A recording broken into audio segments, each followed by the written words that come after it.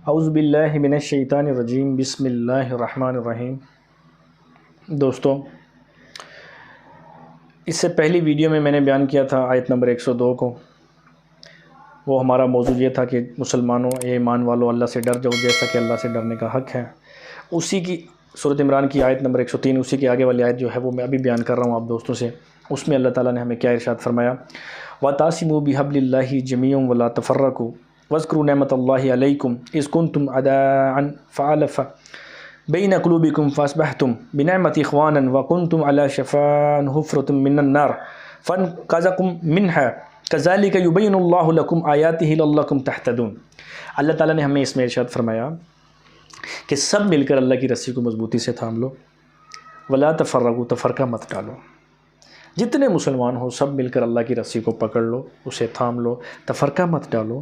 جو آج ہم نے ڈالا ہوا ہے، جس کی وجہ سے آج ہم مسلمان ایک دوسرے سے بہت دور جا چکے ہیں، اتنے دور جا چکے ہیں کہ ہم اللہ کو تو بھول ہی گئے ہیں۔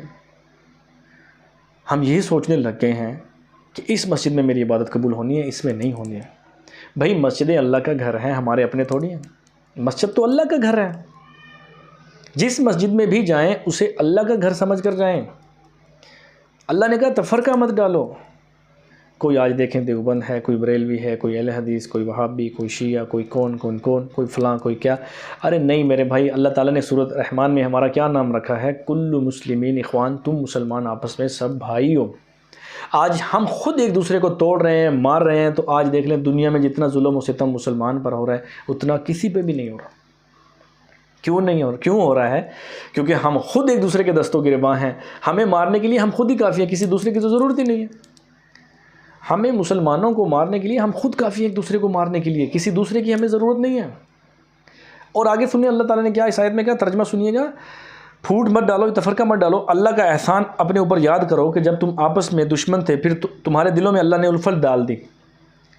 پہلے ہم دشمن تھے ایک دوسرے کے، پھر اللہ نے ہمارے دلوں میں الفت ڈال دی، پھر تم اللہ کے فضل و کرم سے آپس میں بھائی بھائی ہو گئے، اور تم آگ کے اس گڑھے تک پہنچ گئے تھے، اس کنارے تک پہنچ گئے تھے جس سے اللہ نے ہمیں نجات دی اور اللہ نے ہم پہ رحم کیا۔ تو میرے دوستو، اللہ ہمیں جوڑنے کا کہہ رہے ہیں، ہم توڑنے کا کہہ رہے ہیں۔ اس کی سب سے بڑی وجہ کیا ہے؟ تعلیم۔ آج ہمارے جتنے مومن مسلمان دوست بھائی ہیں، ہمارے پاس تعلیم نہیں ہے، اس لیے ہم پیچھے ہیں۔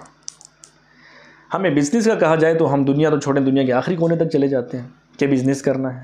دنیا آج جدید دور ہے، ٹیکنالوجی کا دور ہے۔ لوگ یہ دیکھیں، نعوذ باللہ من ذالک، زلزلہ آنے سے پہلے بتا دیتے ہیں کہ زلزلہ آنا ہے فلاں دن، بارش آنے سے پہلے بتا دیتے ہیں کہ فلاں دن بارش ہونی ہے۔ یہ کر رہے ہیں، سائنس ہے نا، ترقی کر رہا ہے، سارا سائنس قرآن پاک سے ہی نکل رہا ہے۔ تو ہم قرآن پاک سے کام کیوں نہیں لے رہے؟ قرآن پاک ایک ایسی کتاب اللہ تعالیٰ نے بنائی ہے جو گزرا ہوا پل، آنے والا کل ہمیں سب بتا رہا ہے۔ ہمارے پاس ٹائم ہی نہیں ہے۔ میرے نبی نے تو حدیث میں فرمایا تھا کہ بہتر مسلمان شخص وہ ہے، خیرکم من تعلم القرآن وعلمہ، بہتر مسلمان شخص وہ ہے جو خود قرآن پاک کو سیکھے پھر دوسروں کو سکھائے۔ ہم نے خود تو سیکھا ہی نہیں، دوسروں کے پیچھے لگے ہوئے ہیں۔ تو دوسروں نے تو ہمیں وہی چیز دینی ہے جو ان کے پاس ہے۔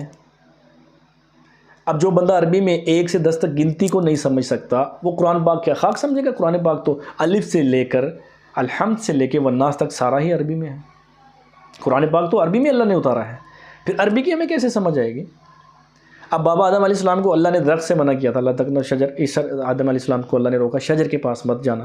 تو کتنے علماء کرام یا کتنے بھی دوست احباب تھے جو اس چیز سے نہیں واقف ہوتے تھے، تو ہمیں سننے کو ملتا تھا، آج سے کچھ سال پہلے ہمیں سننے کو ملتا تھا کہ اللہ نے جوں سے منع کیا تھا، کوئی کہتا تھا سیب کا تھا، کوئی کہتا آم تھا، کوئی کہتا پھل تھا، کوئی کہتا جی گندم کا دانہ کھایا تھا، کوئی کہتا جی اس سے حاجت ہوئی تو اللہ نے جنت سے اتار دیا۔ حالانکہ یہ بات ہے ہی نہیں،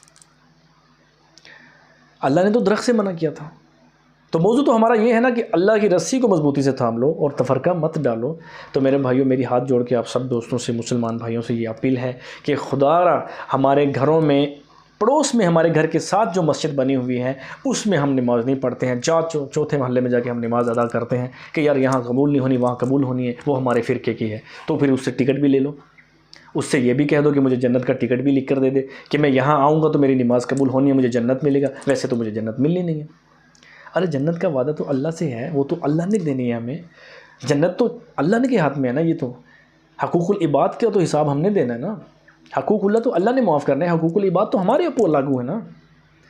تو میرے بھائیوں اس بات پہ غور و فکر کریں، جس مسجد میں بھی جائیں خدا را ایک مسلمان ہو کے جائیں، اللہ کا گھر سمجھ کر جائیں۔ اللہ تعالی ہمیں صحیح معنوں میں دین کی سمجھ عطا فرمائے، اللہ اور رسول کے نقش قدم پہ اللہ ہمیں چلنے کی توفیق عطا فرمائے، اور اللہ سبحانہ و تعالی ہم سب کے کبیرہ صغیرہ گناہوں کو معاف فرمائے۔ دوستوں انشاءاللہ ملیں گے اگلی ویڈیو میں، اپنا خیال رکھیے گا، جزاک اللہ۔